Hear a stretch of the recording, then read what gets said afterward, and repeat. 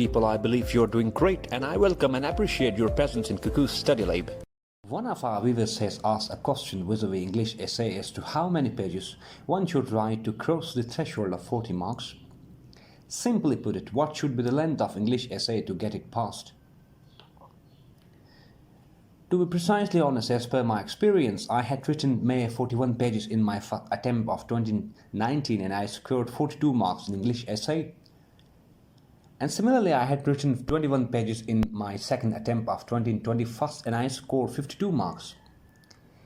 And as per my experience and what I felt during these two attempts it's not about the length of your essay, rather the quality of your essay, the ability of writer to connect arguments and prove them in a manner as required of a staunch writer. So English essay paper में आप लोगों ने अपने एसे की length को, yes ये बात भी है कि लेंथ मैटर करती है, लेकिन इतनी मैटर नहीं करती कि आपको पास किया जाए based on your length based on the number of pages you right in your एसे. अच्छी बात या पासिंग मार्क्स या इंग्लिश एसे को पास करने के लिए जो चीज़ मैंडेटरी है वो ये है कि आपकी आर्गुमेंटेशन कितनी अच्छी है.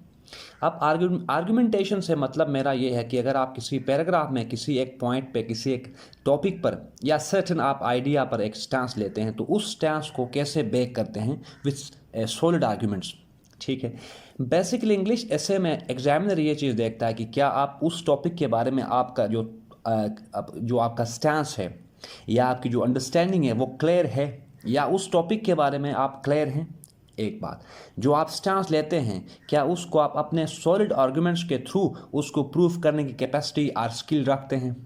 इसी तरह आपकी इंग्लिश एक्सप्रेशन है, आप इसके बाद अगर बात करें तो आपकी जो कनेक्टिविटी आप इंग्लिश एसे में स्पेशली रिटन उसमें एक्सप्रेशन में हम देखते हैं कि कनेक्टिविटी है या नहीं. ऐसा तो नहीं कि आप एक सेंटेंस लिखने के बाद जंप कर जाते हैं और किसी और आइडिया को फेच इन करते हैं या इंट्रोड्यूस कराते हैं. तो आप लोगों ने सर्टेन चीज़ें इंग्लिश एसे में आपने माइंड में चीज़ रखनी है कि एसे में आप जितने ज़्यादा कोहेरेंसी को मेंटेन करते हैं, जितनी ज़्यादा इंटर पैराग्राफ कनेक्टिविटी आप लोगों के एसे में है, तो आप रेस्ट एश्योर रहें कि आप पास कर जाएंगे. क्योंकि एग्जामिनर इंग्लिश एसे में ग्रामेटिकल मिस्टेक्स, एक्सप्रेशन के बाद, नॉलेज के बाद जो चीज़ एग्जामिनर कंसिडर करता है वो ये है कि क्या आपके इंटर पैराग्राफ में कनेक्टिविटी है या नहीं. ठीक, आपकी आर्गुमेंटेशन कितनी स्ट्रॉन्ग है, मैच्योर है, जिस स्टैंस को आपने टेक किया है ऑन अ पर्टिकुलर सब्जेक्ट उसको कैसे आप सब्सटेंशिएट करते हैं with solid and mature arguments. ठीक, इसी तरह आप पैराग्राफ को जब ट्रांजिशन कराते हैं एक पैराग्राफ से या एक रीजन से दूसरे रीजन में जाते हैं, फॉर एग्जांपल कॉसेस से कंसीक्वेंसेस में जाते हैं, तो क्या आप एब्रप्ट मैनर में ट्रांजिट करते हैं वहाँ पे या एक प्रॉपर ग्राउंड सेट करते हैं उस ट्रांजिशन को मटीरियलाइज करने के लिए. सो ये चंद चीज़ें हैं इंग्लिश एसे में जो आप लोगों ने मेंटेन रखनी है, माइंड में रखनी है. इसी तरह एक और भी चीज़ है, इंग्लिश एसे में ज़्यादा हाई फ्रीक्वेंसी वर्ड्स को यूज़ करने की बिल्कुल ज़रूरत नहीं है. अपने सेंटेंस को सिंपल एंड शॉर्ट रखें, क्योंकि लेंथी सेंटेंसेस का मतलब ये है कि वहाँ पर ग्रामेटिकल मिस्टेक्स के चांसेस बहुत सारे होंगे. एक्यूरेट रहें, कंसाइज रहें, छोटे सेंटेंसेस हों, लेकिन आप जो माइंड में जो चीज़ आप लिखना चाह रहे हैं वो लिखें. ठीक, प्रैक्टिकली जो आप फील कर रहे हैं वो लिखें. एग्जामिनर को इम्प्रेस हम नहीं कर सकते, ये बात हमने चीज़ माइंड में रखनी है कि एग्जामिनर को हम इम्प्रेस नहीं कर सकते. यस, इम्प्रेस होगा अगर हम सिंपल वे में अपने आप को एक्सप्रेस करें.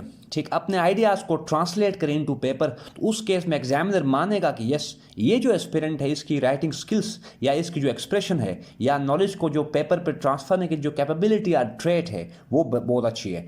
इन चीज़ों के बेस पे आप पास कर जाएंगे. सिर्फ एग्जामिनर को इम्प्रेस करने की कोशिश करने में या हाई फ्रीक्वेंसी वर्ड्स, क्योंकि ऐसे असेसमेंट आजकल हम लोग कर रहे हैं, तो काफ़ी सारे लोगों ने ये मतलब काम किया कि हाई वोकैबुलरी जो है ना, या उसको हम कहते हैं हाई एकेडमिक लेक्सिकन यूज़ किया है, जिससे एग्जामिनर इम्प्रेस नहीं होता. सिंपल रहें, कंसाइज रहें, छोटे सेंटेंसेस बनाएं.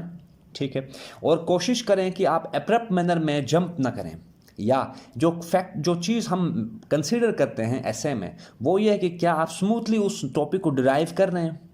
मसलन एक प्रॉपर मैनर में आप शुरू करते हैं. ठीक, आर्गुमेंटेशंस के थ्रू डिफरेंट पैराग्राफ लिखते हैं अपने उस स्टैंस के से रिलेटेड, और एक उसको स्मूथली एंड डेफिनेटिव मीनिंग में उसको एंड करते हैं. तो ये होता है एक ऐसे, या ये रिक्वायरमेंट्स हैं एक ऐसे को, किसी भी ऐसे को पास करने के लिए, या CSS ऐसे जो सब्जेक्ट है उसको पास करने के लिए आपने ग्रामेटिकल मिस्टेक्स पर काम करना है. एक नॉलेज बैंक को आपने पेपर ट्रांसफर की स्किल आपके पास होनी चाहिए. ठीक है, उसके बाद पैराग्राफ्स के बीच में या विद इन पैराग्राफ एक पैराग्राफ की जो कैरेक्टरिस्टिक्स हैं या कॉन्स्टिट्यूएंट जो उसके पार्ट्स हैं उनको आपने हमेशा माइंड में रखना है और इन व्यू रखना है, और पेपर पे नज़र आना चाहिए कि आप एक पैराग्राफ के जो फंडामेंटल्स हैं उनसे सही तरीके से आगाह हैं, न सिर्फ आगाह हैं बल्कि उनको प्रैक्टिकली इंप्लीमेंट करके दिखा रहे हैं एग्जामिनर को। ठीक, आप एब्रप्ट मैनर में आप अपने एसे को नेविगेट नहीं करते। ये सर्टेन चीज़ें हैं, अगर आप लोग पास कर लें तो ऐसे अगर आप लोग इनको फॉलो करते हैं और उनको प्रैक्टिस एग्जामिनेशन हॉल में करते हैं तो ऐसे को पास करना मुश्किल नहीं है। अब ये मैं इतनी बड़ी क्लेम कर रहा हूँ क्योंकि ये बात मुझे पता है, आप लोगों को पता है कि 90% प्लस लोग इंग्लिश ऐसे को फेल करते हैं। वो वजह सिर्फ ये है कि उनको लगता है कि इंग्लिश से पता नहीं क्या पहाड़ है, हमने हैवी वोकैबुलरी यूज़ करनी है या नहीं। ऐसा नहीं है। मैं आज तक किसी एसे से रिलेटेड किसी टीचर के पास नहीं गया, किसी एकेडमी के पास नहीं मैं गया ऐसे को इवन असेस कराने के लिए भी। तो मेरा जो अपना एक एक्सपीरियंस है, 2 टाइम्स अपीयर में हुआ हूँ, तो अपने एक्सपीरियंस की बेस पे जो चीज़ मैंने फील की वो यही है कि एग्जामिनर देखता है कि क्या हम उस टॉपिक में कनेक्टिविटी को इंटैक्ट रख रहे हैं। ठीक, अपने आर्ग्यूमेंट्स को सॉलिडली एंड मतलब एकेडमिक जो राइटिंग है एक स्किल या एक नोशन होता है एकेडमिक राइटिंग, क्या अब उस जैसे स्किल हमारे पास है।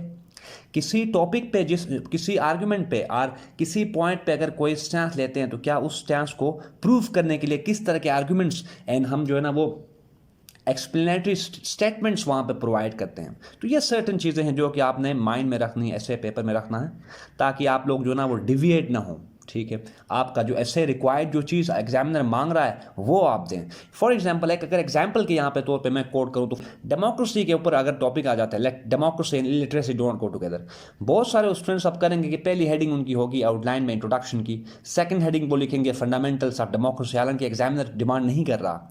भाई आप लोग सिंपली डायरेक्ट ऐसे को फोकस करें, जो चीज़ रिक्वायर्ड है उसको प्रोवाइड करें, ताकि डिमांड एंड सप्लाई में अगर आप लोग बैलेंस करते हैं तो उस केस में एग्जामिनर को समझ आएगी कि यार इस एस्पिरेंट ने जो है ना वो टॉपिक को समझा है और जो चीज़ मैं डिमांड कर रहा हूँ वही मुझे मिल रहा है। ठीक, अपनी तरफ से ऐसे डेमोक्रेसी के बारे में बताना, गुड गवर्नेंस के क्या ट्रेट्स हैं, कैरेक्टरिस्टिक्स हैं, इस तरह की चीज़ों से सिर्फ टाइम ही वेस्ट होगा। टाइम बड़ा क्रूशियल एलिमेंट होता है इंग्लिश ऐसे में। तो आप लोग जो चीज़ रिक्वायर्ड है उसको प्रोवाइड करें। एक और भी चीज़, अगर आप इश्यूज़ बेस्ड टॉपिक्स को पिक करते हैं एग्जामिनेशन में तो उस केस में आप ये बात ख्याल रखेंगे कि इश्यूज़ को पॉइंट आउट तो करेंगे, रिकमेंडेशंस आप देंगे, क्योंकि रिकमेंडेशंस ये आपकी अपनी होंगी।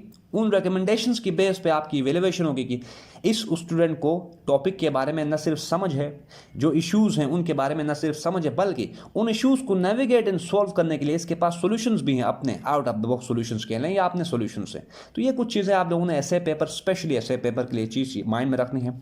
एक और भी लास्ट चीज़, ऐसे पेपर में 2 चीज़ें मेक और ब्रेक मैट्रिक्स बनाती हैं। पहले भी काफ़ी बार मैं अपने लेक्चर्स में बोल चुका हूँ, आउटलाइन और इंट्रोडक्शन, इन चीज़ों में, इन दो एलिमेंट्स में कोई कंप्रोमाइज़ नहीं।